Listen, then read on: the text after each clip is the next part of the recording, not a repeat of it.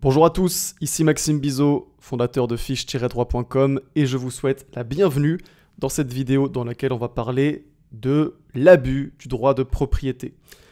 Dans cette vidéo, on va donc dans un premier temps donner une définition de ce qu'est l'abus du droit de propriété. Ensuite, on verra plusieurs exemples d'abus du droit de propriété. Ensuite, on s'intéressera à la preuve de l'abus du droit de propriété. Comment est-ce qu'on prouve un abus du droit de propriété? Et puis enfin, on verra quelles sont les sanctions de l'abus du droit de propriété. Juste avant qu'on commence cette vidéo, je vous parle de quelque chose de très important, c'est que je propose des packs de fiches de révision dans les différentes matières de la licence de droit. Donc pour chaque matière, il y a un pack de fiches de révision qui contient 20 fiches de révision qui sont claires et synthétiques et qui résument parfaitement la matière en question. Et donc, si vous voulez réviser efficacement vos cours, je vous recommande ces packs de fiches de révision qui vont vraiment énormément vous aider. Et si ça vous intéresse, vous trouverez le lien dans la description de cette vidéo. Ceci étant dit, c'est parti, on peut commencer la vidéo. Alors, qu'est-ce que l'abus du droit de propriété? Il faut savoir que le droit de propriété est, en principe, un droit qui est absolu.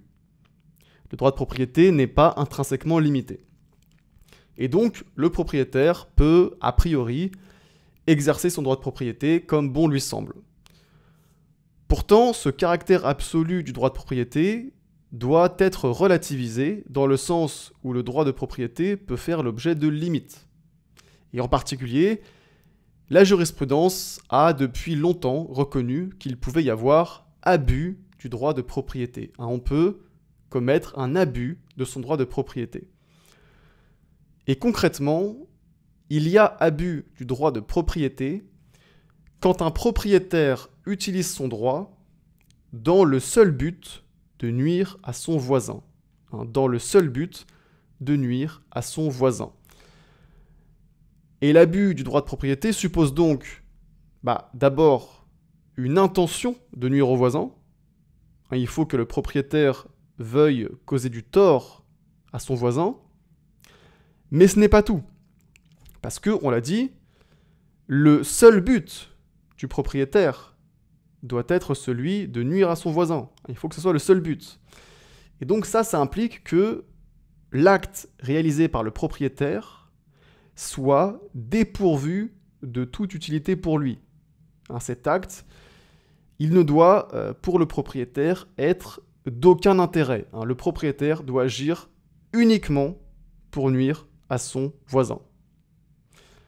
Et donc, au final, dans l'abus du droit de propriété, on a deux critères, l'intention de nuire au voisin et un acte dépourvu de toute utilité pour le propriétaire. Alors voyons maintenant, pour bien comprendre cette notion d'abus du droit de propriété, voyons maintenant quelques exemples qui ont été reconnus en jurisprudence. On a des exemples qui datent déjà du milieu du 19e siècle, avec par exemple un arrêt de la Cour d'appel de Colmar de 1855. Et donc dans cet arrêt, la Cour d'appel de Colmar a affirmé qu'un propriétaire abuse de son droit de propriété en construisant sur son toit une fausse cheminée afin de cacher la lumière du soleil à son voisin. Et en l'occurrence, la Cour d'appel nous dit que c'est méchamment que l'appelant, sans utilité pour lui et dans l'unique but de nuire à son voisin, a élevé, en face et presque contre la fenêtre de l'intimé, dont une partie se trouve déjà masquée par sa construction nouvelle, une fausse cheminée qui enlève la presque totalité du jour qui reste à sa fenêtre. Alors vous voyez que la formulation de la Cour d'appel de Colmar est un petit peu marrante, puisque la Cour d'appel emploie le terme méchamment. Elle nous dit c'est méchamment que l'appelant, etc., etc. Le terme méchamment, vous n'avez pas besoin de le retenir, c'est pas important. C'est un terme qui est employé surtout parce que c'est un arrêt qui date du 19e siècle. Pas sûr qu'un arrêt du 21e siècle soit formulé d'une manière similaire. Et donc ce que vous devez comprendre, c'est que la méchanceté, ce n'est pas un critère de l'abus du droit de propriété. Il n'y a pas besoin d'être méchant pour caractériser l'abus du droit de propriété. En revanche, ce qui est important, c'est ce qui suit. Sans utilité pour lui et dans l'unique but de nuire à son voisin. D'accord? Et donc là, on retrouve les deux critères dont je vous ai parlé précédemment, à savoir l'intention de nuire au voisin et puis l'absence d'utilité de l'acte pour le propriétaire. Et c'est parce que ces deux critères sont réunis qu'il y a un abus du droit de propriété. Et donc, autre exemple en matière d'abus du droit de propriété, c'est bien évidemment l'arrêt emblématique en la matière, qui est l'arrêt Clément Bayard du 3 août 1915. Et donc, dans cette affaire, on avait un propriétaire qui avait fait ériger sur son terrain des carcasses de bois de 16 mètres de hauteur, surmontées de pics en fer, afin de causer des dommages au ballon dirigeable de son voisin. Et ce qui devait arriver arriva. Lors d'une sortie, le ballon dirigeable du voisin a fini par heurter les constructions et s'est déchiré. Et la Cour de cassation a reconnu un abus du droit de propriété commis par le propriétaire, puisque le dispositif, nous dit la Cour de cassation, ne présentait aucune utilité et n'avait été édifié que dans l'unique but de nuire à son voisin. Et donc là, encore une fois, on voit que les deux critères sont réunis, l'absence d'utilité et l'intention de nuire au voisin. Et c'est pour ça que la Cour de cassation considère que le propriétaire a commis un abus du droit de propriété. Et puis, dernier exemple d'abus du droit de propriété, c'est donc un arrêt du 15 février 2012 de la 3e chambre civile de la Cour de cassation. Et donc, dans cet arrêt, la Cour de cassation a reconnu un abus du droit de propriété commis par le propriétaire qui avait refusé l'installation provisoire d'un échafaudage dans sa propriété alors qu'aucun autre moyen ne pouvait être mis en œuvre pour que soient réalisés les travaux nécessaires sur le toit de son voisin.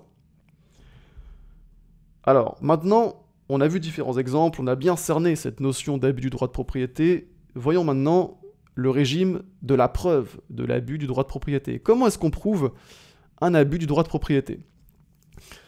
Alors, il faut savoir que, donc on a vu différents exemples en jurisprudence, et encore aujourd'hui, aucun texte législatif ne reconnaît l'existence de l'abus du droit de propriété.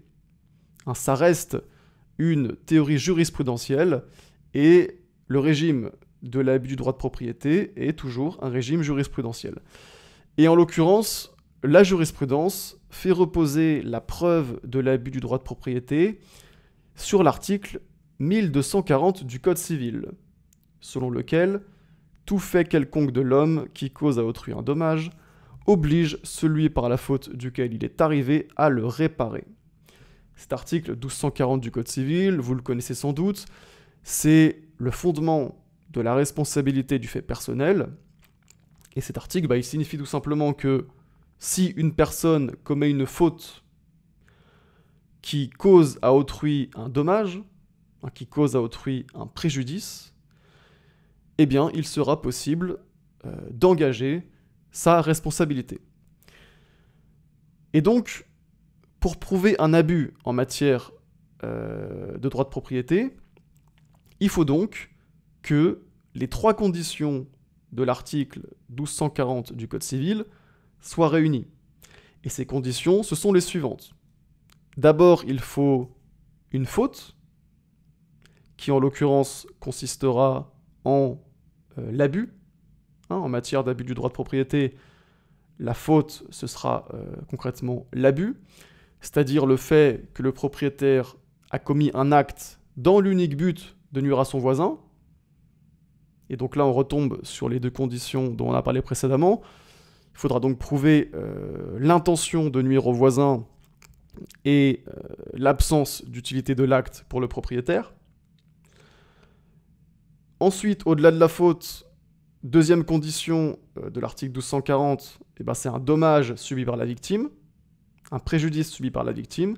Et puis 3e condition, il faut un lien de causalité entre la faute et le dommage. Et donc, il faut que ces 3 conditions soient réunies pour qu'on puisse prouver un abus du droit de propriété. Et il faut savoir que la preuve de l'abus du droit de propriété est difficile, particulièrement à cause de la nécessité de prouver l'intention de nuire. Puisque je vous l'ai dit, il faut prouver une faute, et prouver la faute en matière d'abus du droit de propriété, ça consiste à prouver notamment l'intention de nuire au voisin. Et cette preuve de l'intention de nuire, elle n'est vraiment pas évidente à rapporter dans beaucoup de situations. Admettons par exemple que vous viviez dans un appartement, dans un immeuble, et que votre voisin du dessus, tous les soirs, il met la musique à fond, à 23h, minuit, il met la musique à fond, et il se met à danser et à chanter, tous les soirs. Voilà, forcément, vous auriez envie que ça cesse, vous auriez envie que votre voisin il soit sanctionné. Mais pour autant, est-ce que votre voisin, il a vraiment l'intention de vous nuire? Pas forcément. Peut-être qu'il est juste un peu bizarre. Et donc, vous voyez que finalement, dans beaucoup de cas, ça va être compliqué de prouver l'intention de nuire. Et c'est pour ça que, en cas de conflit de voisinage, les justiciables ont tendance à privilégier la responsabilité pour trouble anormal de voisinage, qui est un régime totalement différent de l'abus du droit de propriété, et qui est un régime qui ne suppose pas l'existence d'une faute pour s'appliquer, mais seulement celle d'un trouble anormal du voisinage. Donc avec la responsabilité pour trouble anormal de voisinage, contrairement à l'abus du droit de propriété, il n'est pas nécessaire de prouver une faute du voisin, il n'est pas nécessaire de prouver notamment une intention de nuire. La seule constatation d'un trouble anormal du voisinage suffit pour engager la responsabilité de la personne qui a généré le trouble. Et donc, cette responsabilité pour trouble anormal de voisinage, c'est aussi une théorie qui est d'origine jurisprudentielle, mais il se trouve qu'elle a été récemment codifiée par une loi du 15 avril 2024 à l'article 1253 du Code civil, qui dispose dorénavant que le propriétaire qui est à l'origine d'un trouble excédant les inconvénients normaux de voisinage est responsable de plein droit du dommage qui en résulte. Et donc, la responsabilité pour trouble anormal de voisinage, c'est une responsabilité sans faute, et la seule constatation d'un trouble anormal de voisinage suffit pour engager la responsabilité de la personne qui est à l'origine du trouble. Et donc, si un jour vous avez un conflit de voisinage, je vous recommande plutôt de vous tourner vers la responsabilité pour trouble anormal de voisinage. Vous aurez plus de chances d'obtenir gain de cause. Et puis enfin, maintenant qu'on a vu la preuve de l'abus du droit de propriété, on va voir quelles sont les sanctions de l'abus du droit de propriété. Alors, si les trois conditions dont on a parlé, c'est-à-dire la faute, le dommage et le lien de causalité, si ces trois conditions sont réunies, le propriétaire verra sa responsabilité engagée. Et il devra donc réparer le dommage qu'il a causé.